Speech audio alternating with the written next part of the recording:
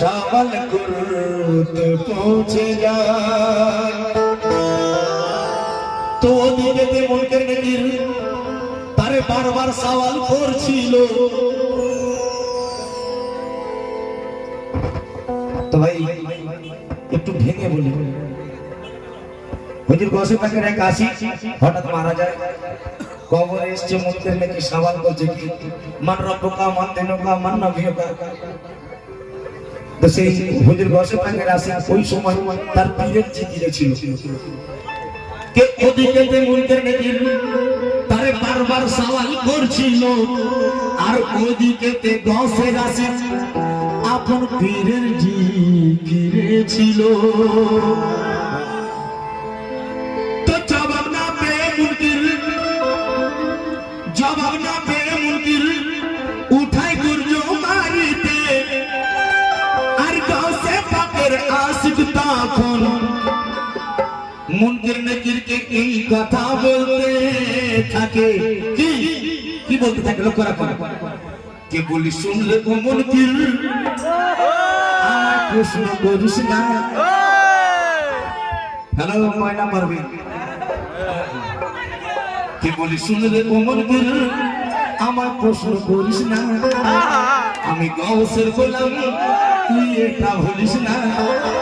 ও ভালোই ভালোই কেটে পড় ঝামেলা করিস না, ওই আমার পীর যদি আসে সামলাতে পারবি না।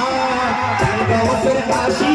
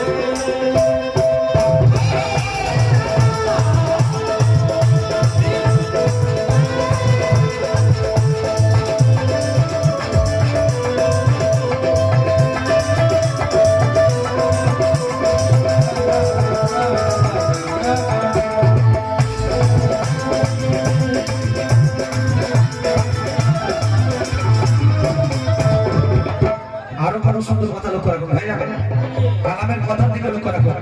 কাওয়ালি শুনতে গেলে কথা শুনতে হবে ভাই। আরে বলি কুলের শ্রেষ্ঠ সে যে পীরে লাসানে,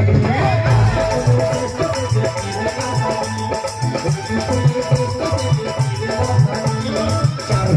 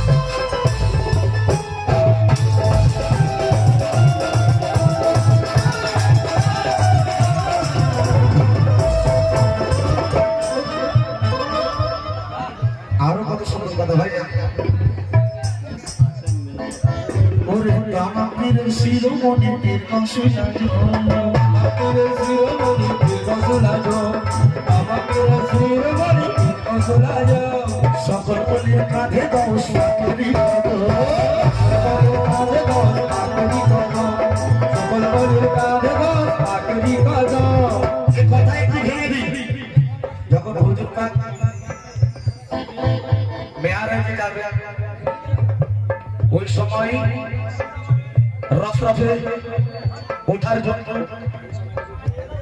হুজুর পাক চেষ্টা করছেন, এমন সময় হুজুর পাকের কদম মোবারক রফ পর্যন্ত পৌঁছাতে পারছেন না। তো ওই সময় হুজুর গৌসে পাকের রূহ মোবারক, কথাটা মত শুনবেন, ওই সময় গৌসে পাকের রূহ মোবারক কাঁধ বাড়িয়ে দিয়েছিলেন যাতে হুজুর পাক রফ রফে উঠতে পারে। তখন আমার মোহাম্মদ মুস্তাফা সাল্লাল্লাহু আলাইহি সাল্লাম উনি বলেছিলেন যে এই হুজুর গৌসে পাকের রূহ মোবারক, তুমি যেরকম আজকে আমাকে রফ রফ ওঠার জন্য সহযোগিতা করলে, সাহায্য করলে, আমি তোমাকে বলছি তোমার কদম যে ওলির কাঁধে না থাকবে সে ওলি হতে পারবে না। বলুন সুবহানাল্লাহ। তাই আরে তামাম পীর শিরোমণি পীর রসুল থাকে,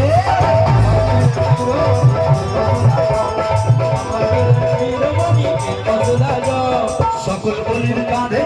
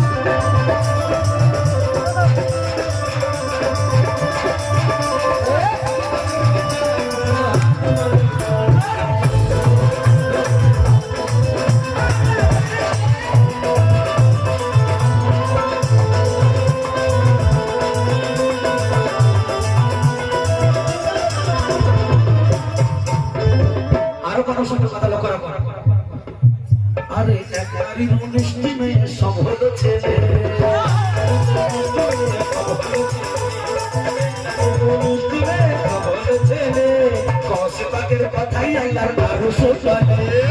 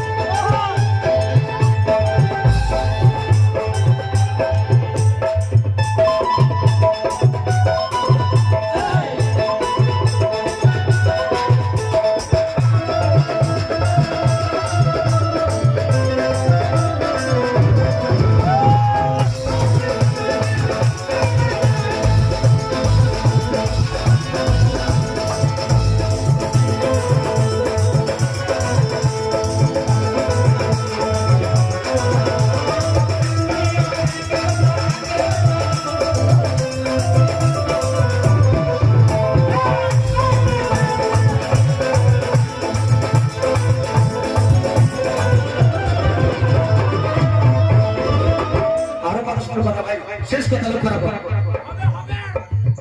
ওরে চোর টাকা তো হলো দশের গারে হলো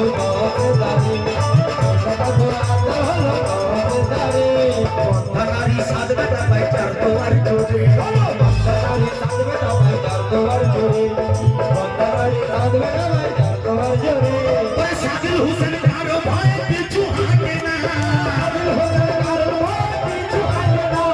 সাকিল হোসেন কারো ভয় পিছু হাঁটে না ওরে সাকিল হোসেন কারো ভয় পিছু হাঁটে না আবার দশে পাকের নাম নিয়ে পার